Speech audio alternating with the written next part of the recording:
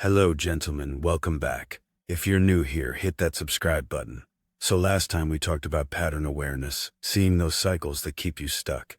But here's the thing. Knowing your patterns is only half the battle. The real challenge is catching yourself when they're actually happening. And that's what we're talking about today. Because I can tell you right now, this is where most people fail. They see the pattern, they understand it, they're like, yeah, I totally do that. But then when it's actually happening, they're completely blind to it. I did this for years. I knew I had this pattern of procrastinating on important stuff by doing busy work. I could see it clearly when I looked back. But when I was in it, I'd convince myself that organizing my desk or checking emails was productive. I couldn't see that I was just avoiding the hard work. It's like, when you're driving and you see an accident on the side of the road, you think, man, how did they not see that coming? But when you're the one driving, sometimes you don't see the danger until it's too late. That's what patterns are like. They're your mental blind spots. So how do you actually catch yourself in the act? First thing, you need to learn your early warning signs.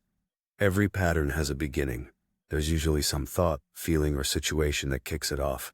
And if you can catch it there, you can stop the whole thing before it gets rolling. For me, with that procrastination thing, the early warning sign was always this feeling of being overwhelmed. I'd look at a big project and my brain would go, this is too much. I don't even know where to start. And then I'd find something easier to do instead. Once I learned to recognize that overwhelmed feeling as a warning sign, I could catch myself. I'd be like, oh, there it is. I'm about to go clean my room instead of working on this project. But here's the tricky part. Your brain doesn't want you to catch these patterns. It likes running on autopilot. So it'll try to convince you that this time is different. I'm not procrastinating.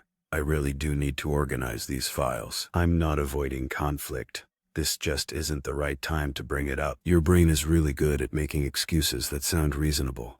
I remember this one time. I was supposed to make this important phone call. I'd been putting it off for days. And I was sitting there, and I could feel myself about to find another excuse not to call. And I caught myself thinking, well, it's almost lunchtime. I should probably wait until after lunch. And I was like, dude, it's 11:30. You're doing it again. That's what catching yourself looks like. It's that moment of recognition where you're like, I see what's happening here. Another way to catch yourself is to pay attention to your justifications. When you're in a pattern, you'll start making up reasons why your behavior makes sense. The more elaborate the justification, the more likely you're in a pattern. Like, if I'm scrolling social media when I should be working, I'll tell myself, I'm just staying informed, or this could be useful for my content. But really, I'm just avoiding work. The justification is the giveaway. Here's what I want you to practice this week. Remember that pattern you identified last week? I want you to figure out what the early warning signs are. What thought usually comes first? What feeling?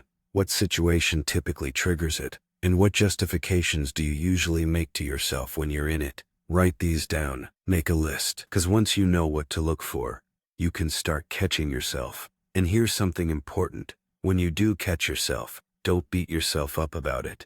Just notice it. Be like, interesting. There's that pattern again. Stay curious, not judgmental. Because if you beat yourself up every time you catch a pattern, your brain will stop showing them to you.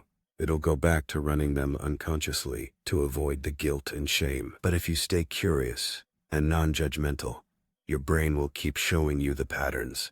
And that's how you get better at catching them. I'll give you an example. I used to get triggered whenever someone questioned my ideas. I'd get defensive immediately. But I learned that the early warning sign was this tightness in my chest and the thought, this person doesn't get it. Now when I feel that tightness and hear that thought, I'm like, there's the defensiveness pattern starting up. And then I can choose how to respond instead of just reacting automatically. It doesn't work every time. Sometimes I still get defensive, but I catch it way more often now, and that gives me the power to choose a different response. That's what this is all about, creating space between the trigger and your automatic response. In that space, you have choices. But if you don't catch the pattern starting, you don't get that space. Choose your assignment. This week, I want you to practice catching your pattern in action. Don't try to change it yet. We'll cover that next week. Just practice recognizing when it's happening. Set a couple reminders on your phone throughout the day. When they go off, ask yourself, What am I doing right now? Am I in any patterns? And pay special attention to your justifications. If you find yourself making elaborate reasons for why you're doing something, that's usually a red flag that you're in a pattern. Remember, you can't change what you can't see, and you can't see what you're not looking for. I'll see you next time, gentlemen. Time to start catching yourself in the act.